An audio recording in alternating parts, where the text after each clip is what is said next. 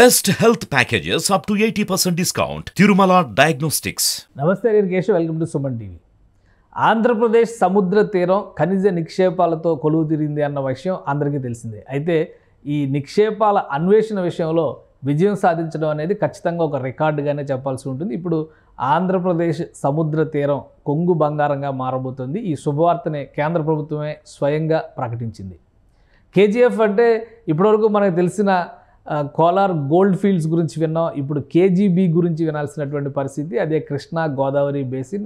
గత దశాబ్దాలుగా ఈ బేసిన్లో చమురు నిక్షేపాలకు సంబంధించినటువంటి వెలికితీత ప్రయత్నాలు జరుగుతున్నటువంటి పరిస్థితి. అటు ప్రభుత్వ రంగ సంస్థ ఓఎన్జీసీ విస్తృతంగా ఇక్కడ చమురు అన్వేషణ చేస్తోంది. అలానే ప్రైవేట్ సంస్థ అయినటువంటి రిలయన్స్ ఇండస్ట్రీస్ కూడా చమురు అన్వేషణలు చేస్తున్నటువంటి పరిస్థితి ఉంది.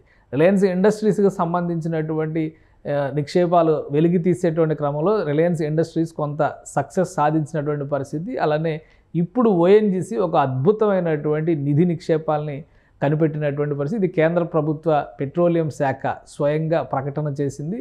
పెట్రోలియం శాఖ మంత్రి హర్దీప్ సింగ్ పూరి దీనికి సంబంధించినటువంటి ప్రకటనని విడుదల చేశారు.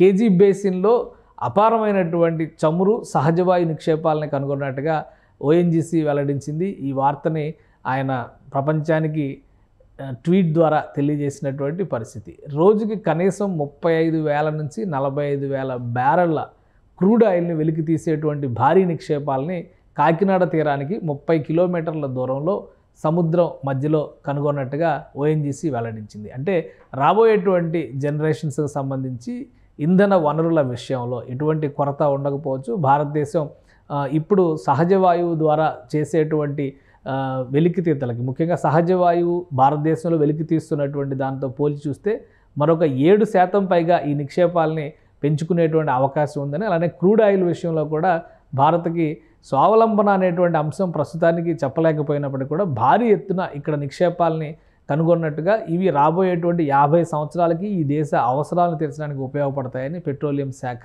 ప్రకటించింది. ఇందుకు కావాల్సినటువంటి వనరుల్ని, ఓఎన్జీసీకి కావాల్సినటువంటి సాధన సంపత్తిని కూడా సమకూర్చడానికి కేంద్ర ప్రభుత్వం సంసిద్ధంగా ఉందని ప్రధానమంత్రి నరేంద్ర మోడీ ఆధ్వర్యంలో దేశీయంగా వివిధ రంగాల్లో పురోగమించాలని ఆశిస్తున్నటువంటి ఈ దేశానికి ఆర్థిక వ్యవస్థకు ప్రధానంగా ఈ నిక్షేపాల వెలికితీత అనేది వెన్నెముకగా మారబోతుందని కేంద్ర పెట్రోలియం శాఖ చెబుతోంది. అందుకనే కేజీఎఫ్తో పోలుస్తూ దీన్ని ఈ కేజీబీ కూడా ఒక అపార నిక్షేపాల గనిగా మారబోతోంది రాబోయేటువంటి జనరేషన్స్కి అనే మాటని కేంద్ర మంత్రి స్వయంగా ప్రకటించారు.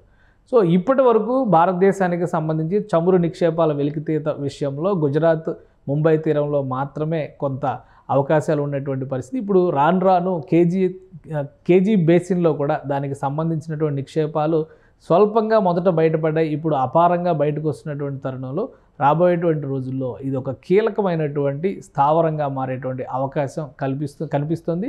అలానే కేంద్ర పెట్రోలియం శాఖ చేసినటువంటి ప్రకటనను బట్టి చూస్తే కనుక ఈ నిక్షేపాల వెలికితీతకి ప్రభుత్వం పూర్తి స్థాయిలో సహకరించబోతోంది.